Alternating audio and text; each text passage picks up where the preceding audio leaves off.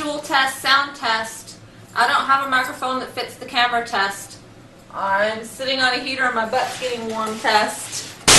Here I am at the Garden of the Gods in fantastical Illinois. It's called the Garden of the Gods because it was dedicated to me.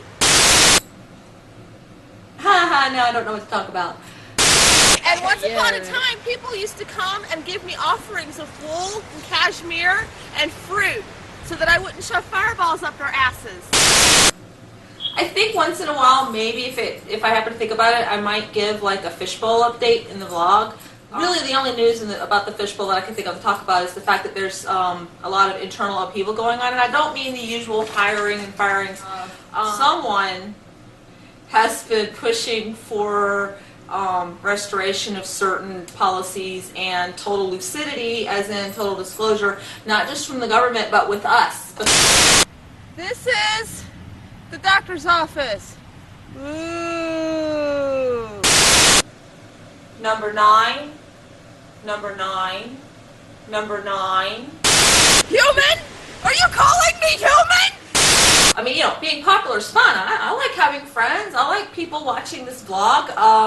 But when it gets in the way of the mission, then people have to get fired. And, you know, same thing with fear. There was one woman who worked with the fishbowl. Her and I met, and she admitted that she worked in one of the separate chambers. And then she's like, but don't put me, I have to stay under the water and I have to keep a secret. But come to my conference and read my article and come listen to me preach. And it's like, you're not worried about your life, you're worried about your popularity. Number 9. Empress Blue made me pump that very pump, day after day, year after year, till I thought I could never stop pumping. I mean, whenever I am contacted by the fishbowl, I literally will lose my sense of time and place here.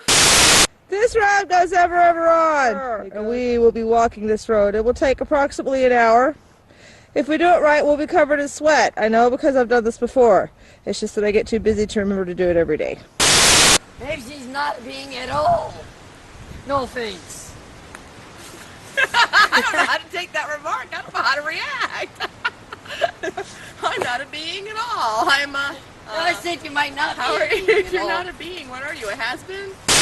But lately, there's also been a lot of internal restructuring of the structure itself. They've been rearranging halls and rooms and the way things are perceived. And she said that Bunny Fufu was going on about how, well, this is what, you know, was wanted, and you know, things are getting put back to the old order. And the New World Order? I hope not, because I've heard nothing but bad about the New World Order. Number 9. Number 9.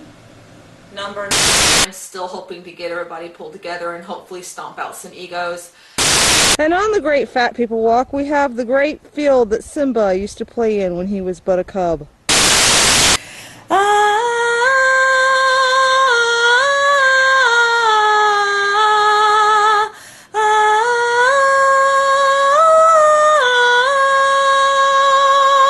This is the story of cheese. The world goes through a cycle, and sometimes it's a cycle of 1,000 years, sometimes it's a cycle of 3,000. They'll die down for a while, kind of like the herpes virus, and then it'll erupt like the herpes virus, and it happens in a cycle. And it's not like a perfect cycle. It doesn't let go with star alignments, I might add. It goes with a social rise and fall. This thing called Toynbee's curve that goes up and down. Story time. This is story time. Some certain events happen on a very large scale to the point that they were recorded in books that were passed down for so many generations. The Hindus still tell the stories today, and people rolled forward and bodies passed on and souls moved to other roles, and yet the events still never ended. Simba, you must, how does he say it? Goldfish! Number 9! I took anthropology classes and got a bachelor's, can you tell? One of the fishbowl's jobs is actually involved with this curve. And it was time to start placing people according to only what I know of as the Great Plan. And I've heard other people talk about the Great Plan, but they get nervous about it. This outhouse is where I used to torture people whenever they didn't bring me the right grade of cashmere or the wrong color. I'm going to be open because the only way we're going to group together is if we actually start grouping together. We're here because we've always been here, damn it. I had to tell us from my point of view because I wasn't there for all of this, obviously. So first thing they had to do was hunt down people that do things. I know that they had already had, some talking, and a good portion of the peers also had a chat somewhere over some astral coffee and maybe a couple of gummy worms. At that time, I personally was hanging in a star. They're actually quite peaceful. You get in the middle and you just kind of hang there, and everything's all slow and ponderous, and it's like eternal meditation. So in a pool like this, is this where you created the first life on this planet? No, actually this is where I used to scry to see who needed their asses kicked. Eternal meditation. And they said, it's time for you to go back. We've had a chat. We're starting to set things up. And I said, fuck you. And I took off. And they followed. And it was kind of like your typical, car race with the cops and robbers, going from place to place and zooming all over the galaxy. I even hid in a star nursery, people. You don't do that. You don't fuck with the baby stars. This is a reenactment.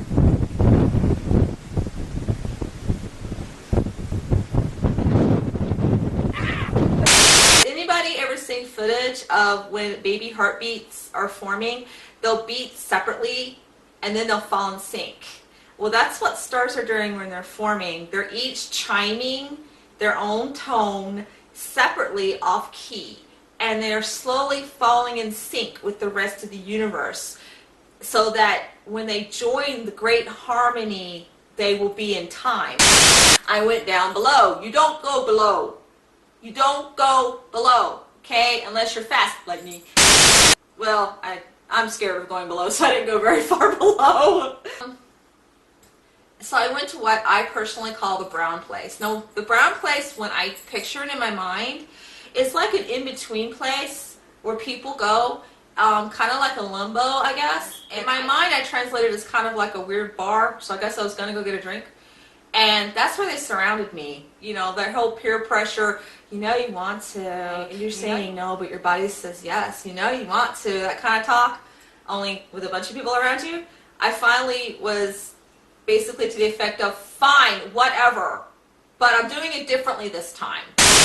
This is where we held our ritualistic sacrifices. I call it the Great Conglom.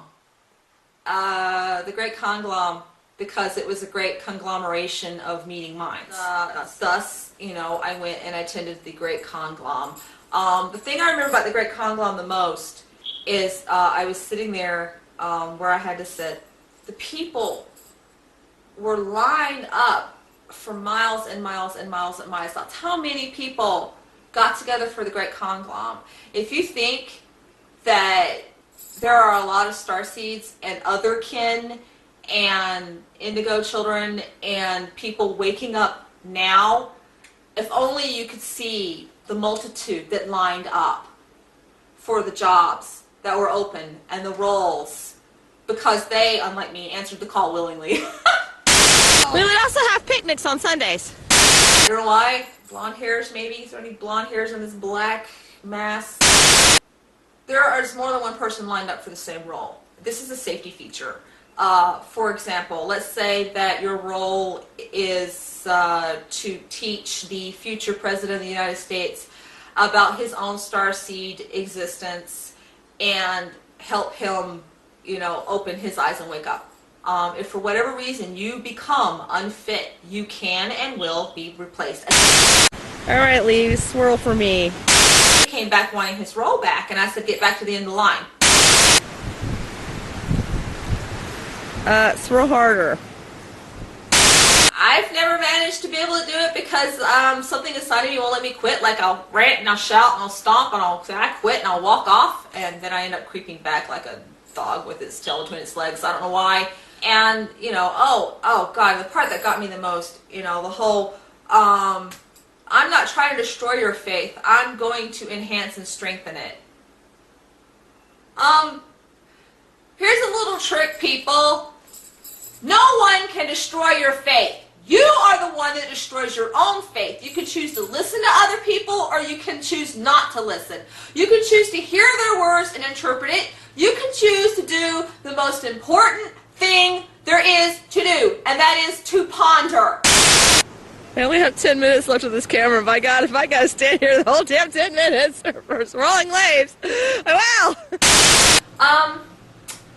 In other news, the house is doing well. I've got things unpacked, but of course we don't really have a lot of furniture yet. But at least it's clean. I mentioned in the earlier vlogs, but this house is actually meant to be a sanctuary. It's a very large house. We picked a large house out in the middle of nowhere on purpose. I haven't really started building the spiritual sanctuary parts yet, although I do have the altar up. So I need to put a spirit house on the property.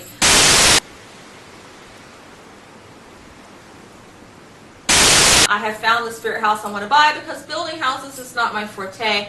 It's rumored I used to be a carpenter, and sure, my last name is Joyner, which means furniture maker, but the truth is I'm better at telling stories. I question your prowess as wind. Probably in future blogs I'll start talking about the world I came from and how I found the very history that I was alive for on a UFO forum discussing Lyrian history.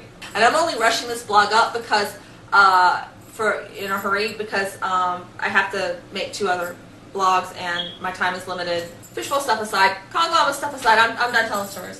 And I have some time right now. So thank you for listening. I like Daisy.